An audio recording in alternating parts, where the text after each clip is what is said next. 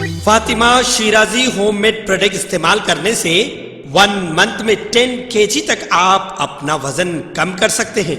Golden Heights Colony, pillar number 213, Rajendra Nagar, Hyderabad.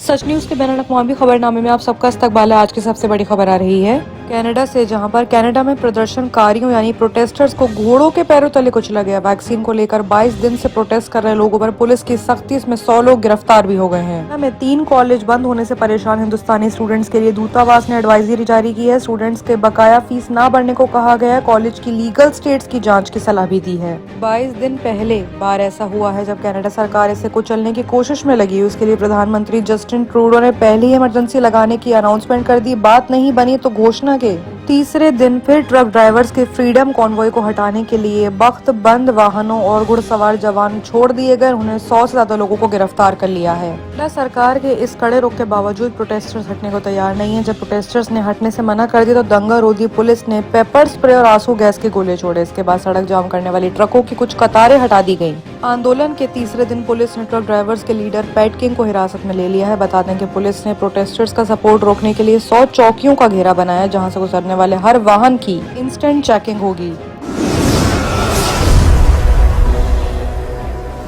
बात अगर अब यूक्रेन की करें तो यूक्रेन में युद्ध के अंदेशे से लोगों ने अपना घर छोड़ना शुरू कर दिया है। बॉर्डर एरिया के 10 लाख लोगों ने अपने घर छोड़ दिए हैं। पोलैंड रूस में शरण लेने की कोशिश कर रहे हैं। यूक्रेन में लगातार हो रहे बम धमाके के बाद वहां से लोगों को पलायन शुरू हो गया। लोग बस और गाड़ियों में सवार होकर पोलैंड बॉर्डर की ओर तरफ अपना रुख कर रहे हैं। लोगों की तादाद करीब 3 लाख है। इधर अलगाववादियों के हमले को देखते हुए रूसी वाले कब्जे इलाके में रह रहे लगभग 7 लाख लोगों ने भी अपना घर सुरक्षित जगहों से छोड़ दिया और वो निकल पड़े हैं। वहीं इन लोगों को शरण देने के लिए रूस ने अपना बॉर्डर खोल दिया है। यूक्रेन ने इन दोनों सीमावर्ती इलाकों में रहने वाले लोगों की कुल तादाद करीब 10 लाख बताई है। इन लोगों को डर है कि यूक्रेन और रूस में युद्ध होने पर तबाही का पहला शिकार यही लोग बनेंगे, इसलिए ये लोग युद्ध शुरू होने से पहले ही अपनी जान बचाने में जुट गए हैं।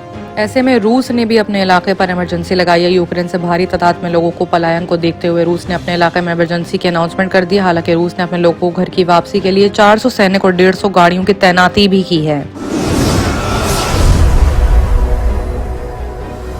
अगर अब बात हम करें यमन की, तो यमन में हूती आतंकियों को बड़ा झटका लगा है। सेना के साथ भीषण झड़प में 150 से ज्यादा लड़ाके ढेर हो चुके हैं। यमन के पूर्वोत्तर प्रांत हजा में सेना के साथ हुई झड़प में गत 2 दिनों के दौरान कम से कम 150 से हूती आतंकवादी मारे गए हैं। सैन्य सोर्सेज के मुताबिक सऊदी अरब की बॉर्डर से लगे हराज शहर और उसके पास जिले में सेना आतंकवादियों के बीच झड़प हुई है। सोर्सेज ने चीन की सवाद सीमती शिन्हुआ बताया कि हरद में जुमे को कम से कम 106 आतंकवादी मारे गए हैं। गठबंधन सेना के हमलों में हौती आतंकवादियों के कई ट्रांसपोर्ट्स भी तबाह हो चुके हैं। हौती आतंकवादियों ने सेना को हरज शहर के बाहर कुछ दिनों पहले ही खदेड़ दिया था। उस वक्त 60 से ज्यादा सेना मारे गए थे और 140 लोग घायल हो गए थे। अब जिले में सऊदी अरब की अगुवाई वाले गठबंधन सेना के विमानों के सहयोग से यमन की सेना ने 17 फरवरी को हौती आतंकवादियों को पीछे धकेल दिया। आतंकवादी यमन ने सेना के अड्डों की ओर बढ़े। इस हादसे में 50 आतंकवादी मारे गए थे और कई लोग घायल हो गए। सेना के साथ ही 10 बम वर्षक ड्रोन भी उड़ाए गए। गौरतलब है कि यमन में 2014 से ही वॉर की युद्ध की लड़ाई बनी हुई है। ईरान के समर्थन से हौती आतंकवादियों ने पूर्वोत्तर प्रांतों पर कब्जा कर लिया है और सऊदी अरब के सपोर्ट प्राप्त यमन के राष्ट्रपति अब्द रब्बु मंसूर हादी को राजधानी सना से बाहर कर दिया गया है। बात अगर फिर से यूक्रेन और रशिया के क्राइसिस की करें तो यूक्रेन में रूसी समर्थक विद्रोही की गोलीबारी में 2 सैनिकों की मौत हो गई है। इस बीच बड़ी टेंशन भी हो गई है। रूस और यूक्रेन के बीच तनाव बढ़ता जा रहा है। सैटरडे को यूक्रेन की तरफ से दावा किया गया कि रूसी सपोर्टर्स अलगाववादियों की ओर से गोलीबारी की गई है। कहा गया कि गोलीबारी में यूक्रेन के 2 सैनिक मारे गए हैं। बताया ये भी जा रहा है कि 4 लोग घायल भी हो गए। रूस समर्थकों की इस कार्यवाही ने इस सप्ताह हिंसा की आशंकाओं को जन्म दिया है। यूक्रेन सेना ने अपने फेसबुक पेज पर कहा है कि उसने पिछले 24 घंटों में 65 मामले की तुलना दिन की शुरुआत से अलगाववादियों की तरफ से संघर्ष विराम उल्लंघन के 70 मामले दर्ज किए हैं। सेना ने कहा है कि अलगाववादियों ने भारी तोपखाने का उपयोग करके पंक्ति के साथ 30 से ज्यादा अधिक बस्तियों पर गोलियां चलाई हैं, जो लंबे वक्त से चल रहे संघर्ष को ठंडा करने के उद्देश्य से किए गए समझौते के खिलाफ है। राष्ट्रपति व्लादिमीर जेलेंस्की की पार्टी के एक प्रवक्ता ने सैटरडे को अलग बयान में कहा है, संघर्ष करने वाले इलाकों का दौरा करने वाले सांसद और विदेशी मीडिया के एक समूह ने हमला किया गया है, जिसके बाद उन्हें शेल्टर होम में ले जाना पड़ा है। वहीं इस वक्त एक और लाइव बड़ी खबर आ रही है कि रूसी विद्रोहियों के ठिकाने पर यूक्रेन ने जोरदार हमला करा है। 200 रूसी टैंक यूक्रेन की तरफ निकले हैं। हालात बहुत ज्यादा खतरनाक है। रूस और यूक्रेन के बीच हालात काफी खतरनाक होते जा रहे हैं और एक और समाचार रिपोर्ट के मुताबिक यूक्रेन की सेना ने संडे को यानी आज रूस समर्थकों अलगाववादियों के क्षेत्र में लुहांस्क और डोनेस्क पीपल्स रिपब्लिक के ठिकानों पर हमला किया है। रूस के स्पुतनिक न्यूज एजेंसी ने बताया कि यूक्रेनी बलों ने फायनकोर्स बस्ती के क्षेत्र में LPR ठिकानों पर हमला करने की कोशिश की है।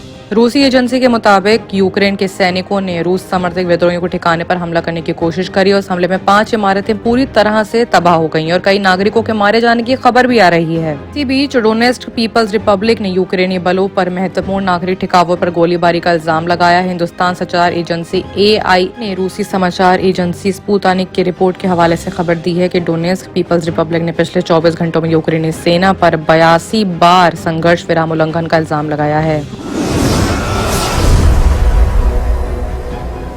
वहीं अगर अब बात इंडिया की करें तो भारत में कैद समीरा की हो सकेगी पाकिस्तान वापसी, नागरिकता प्रमाण पत्र जारी हो चुका है। पाकिस्तान के गृह मंत्री शेख रशीद के मुताबिक भारत ने कैद पाकिस्तानी औरत समीरा को पाकिस्तान नागरिकता प्रमाण पत्र जारी कर दिया है। गृह मंत्री शेख रशीद के मुताबिक समीरा के परिवार का NDRA यानी कि national database and registry authority के जरिए वेरिफिकेशन करने के बाद विदेश मंत्रालय को लेटर भेज दिया गया है। शेख रशीद के मुताबिक नई दिल्ली में मौजूद पाकिस्तानी उच्चायोग समीरा की नागरिकता की पुष्टि के साथ उनके यात्रा दस्तावेज भी जारी करेगा, जिसके बाद समीरा और उनकी 4 साल की बेटी पाकिस्तान वापसी संभव हो सकेगी। गौरतलब है कि मुस्लिम लीग के सीनेटर इरफान सिद्दीकी ने भारत में करीब 4 साल से कैद समीरा का मुद्दा सीनेट में उठाया। उन्होंने कहा है कि मुस्कान की तरह पाकिस्तान की बेटी समीरा के बारे में भी कुछ सोच रहे हैं। उन्होंने सीनेट के नेता डॉक्टर शहजाद वसीम से कहा है कि वो इस मामले में सरकार के सामने आए और आके बात करें। इसके बाद सीनेट के अध्यक्ष ने इसके लिए कार्य योजना बनाने के ऑर्डर्स दिए हैं। बाकी की तमाम खबरों के लिए देखते रहिए सच न्यूज।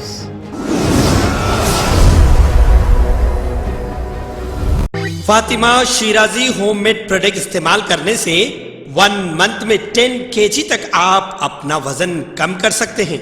सबसे कम दाम में वेट लॉस का तरीका हमारे यहाँ मौजूद है, वो भी no side effect, no diet, no exercise के साथ। आज ही कांटेक्ट करें फातिमा शिराजी होममेड प्रोडक्ट से और अपने आप को खूबसूरत बनाएं। Fatima Shirazi homemade product, Golden Heads Colony, pillar number 213, Rajendra Nagar, Hyderabad 8142877400।